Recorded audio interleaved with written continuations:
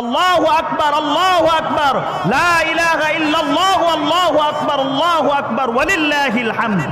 আজকের এই ঈদ রোজাদার ইমানদারদের জন্য, যারা আল্লাহর সন্তুষ্টির জন্য 30টি রোজা রেখেছেন দিনের বেলায় এবং রাতের বেলায়, তারা তারাবি পড়েছেন, কিয়ামুল লাইল করেছেন, তাহাজ্জুদ পড়েছেন, ওই আল্লাহ ওয়ালা বান্দাদের জন্য আজকে খুশির দিন, ঈদের দিন। বলেন সুবহানাল্লাহ।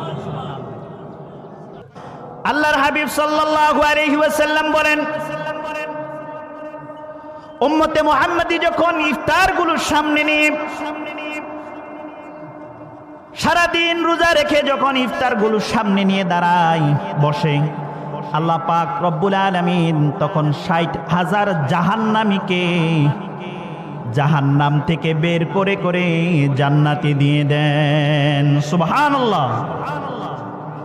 এরকম ভাবে 30টি রোজার মধ্যে 60,000 করে ক্ষমা করতে থাকেন। আল্লাহু আকবার।